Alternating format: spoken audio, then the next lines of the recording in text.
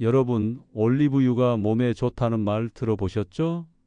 그런데 이걸 잘못 먹으면 오히려 건강을 해치고 심하면 생명을 위협할 수도 있습니다.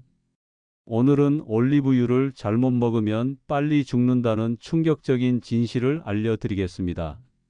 지금 이 영상을 보고 계신 여러분 중에 올리브유를 집에서 사용하고 계신 분들이 많을 텐데요.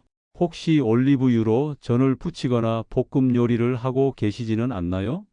만약 그렇다면 지금 당장 멈추셔야 합니다.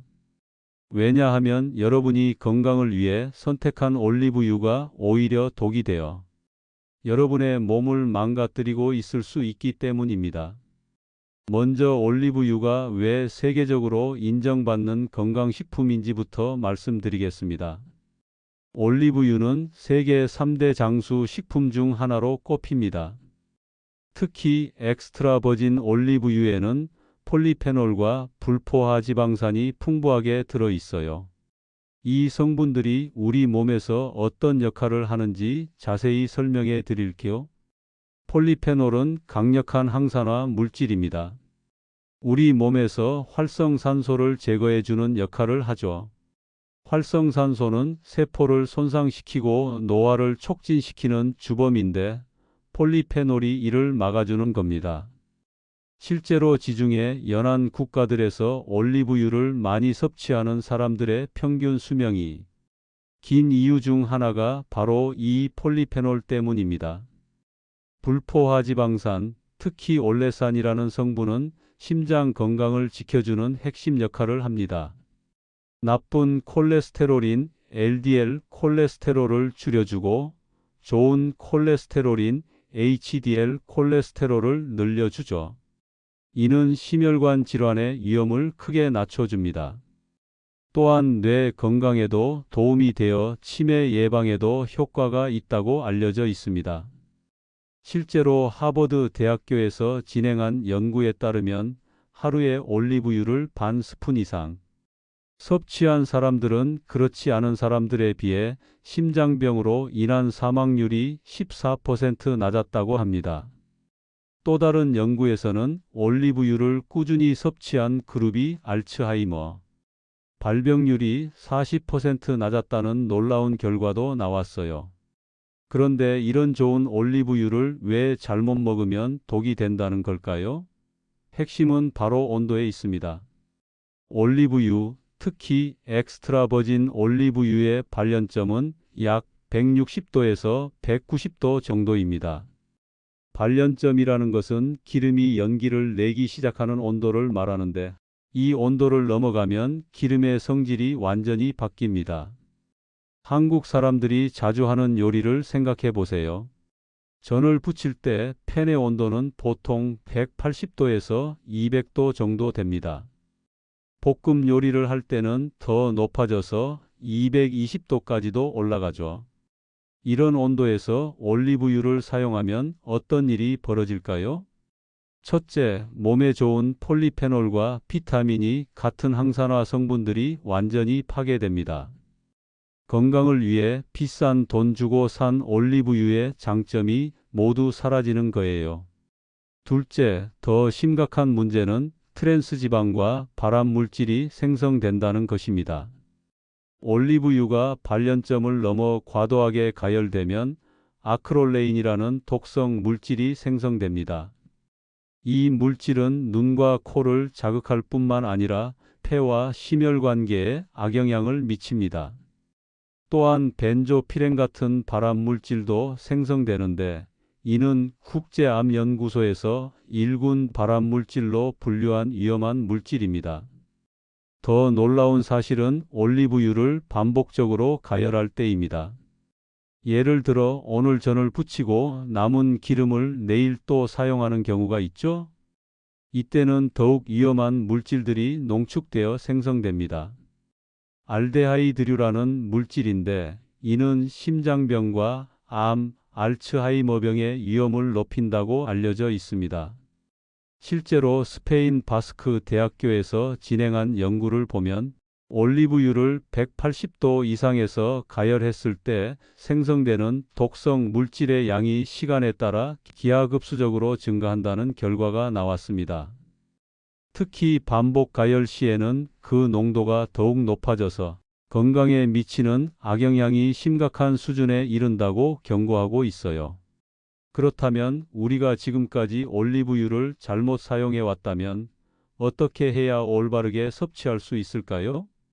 정답은 바로 가열하지 않고 생으로 먹는 것입니다. 첫 번째 방법은 샐러드 드레싱으로 사용하는 것입니다. 신선한 채소 위에 올리브유를 뿌리고 발사믹 식초나 레몬즙을 함께 넣어 드세요. 이때 올리브유의 폴리페놀과 비타민 E가 채소의 영양소 흡수를 도와주는 역할도 합니다. 특히 베타카로틴 같은 지용성 비타민의 흡수율을 크게 높여줍니다. 두 번째는 빵과 함께 드시는 방법입니다. 통밀빵이나 호밀빵에 올리브유를 발라 드시면 빵의 혈당 지수를 낮춰주는 효과도 있어요. 여기에 마늘이나 토마토를 함께 올리면 지중해식 건강한 아침 식사가 완성됩니다. 세 번째는 요거트와 함께 섭취하는 방법입니다. 그릭 요거트에 올리브유 한 스푼과 견과류, 꿀을 넣어 드시면 단백질과 좋은 지방을 동시에 섭취할 수 있어요. 특히 운동 후에 드시면 근육 회복에도 도움이 됩니다. 네 번째는 아침 공복에 한 스푼 드시는 방법입니다. 기상 후 물 한 잔과 함께 올리브유 한 스푼을 드시면 장 건강에 매우 좋습니다. 변비 개선 효과가 있고 장내 유익균의 생육을 도와주는 역할도 합니다. 하지만 위가 약한 분들은 식사 30분 전에 드시는 것이 좋아요. 다섯 번째는 수프나 스튜 요리가 다 끓은 후에 마지막에 넣어주는 방법입니다. 이렇게 하면 가열로 인한 영양소 파괴를 최소화하면서도 풍미를 살릴 수 있습니다. 여기서 중요한 것은 올리브유의 종류를 제대로 선택하는 것입니다. 올리브유에는 여러 등급이 있는데 가장 좋은 것은 엑스트라 버진 올리브유입니다. 이는 올리브를 첫 번째로 압착해서 얻은 기름으로 화학적 처리를 전혀 하지 않은 상태입니다. 산도가 0.8% 이하로 매우 낮아서 영양소가 가장 풍부하게 보존되어 있어요. 반면 라이트 올리브유나 퓨어 올리브유는 화학적 정제 과정을 거친 것으로 이미 많은 영양소가 파괴된 상태입니다. 가격은 저렴하지만 건강상의 이점은 크게 떨어집니다. 따라서 조금 비싸더라도 엑스트라 버진 올리브유를 선택하는 것이 좋습니다. 올리브유를 구매할 때 주의할 점도 있습니다. 먼저 어두운 병에 담긴 것을 선택하세요. 올리브유는 빛에 민감해서 투명한 병에 담긴 것은 영양소가 파괴될 가능성이 높습니다.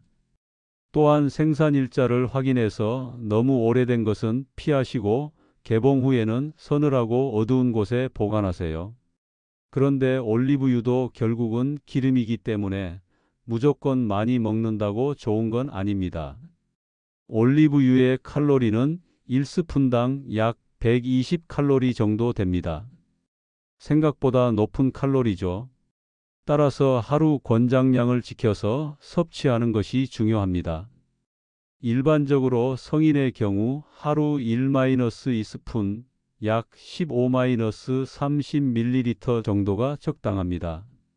이 정도 양이면 올리브유의 건강상 이점을 충분히 얻으면서도 과도한 칼로리 섭취를 피할 수 있어요.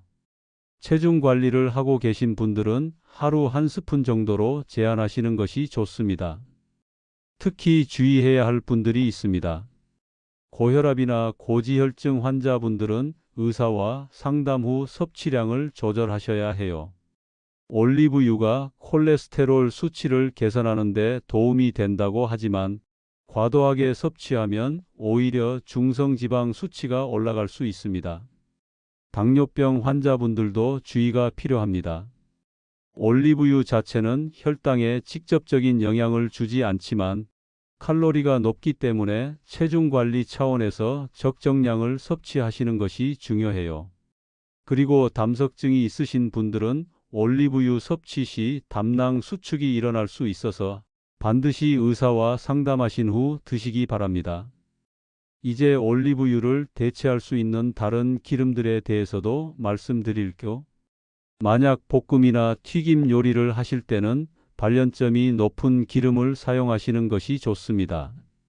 아보카도 오일은 발연점이 약 270도로 매우 높아서 고온 조리에 적합합니다.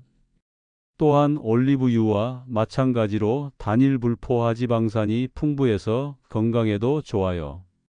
다만 가격이 비싸다는 단점이 있습니다. 코코넛 오일도 좋은 대안입니다.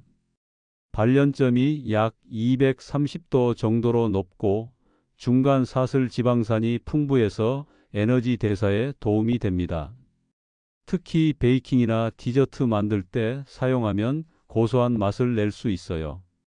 포도씨 오일은 발연점이 약 210도 정도로 높고 비교적 저렴해서 가정에서 사용하기 좋습니다.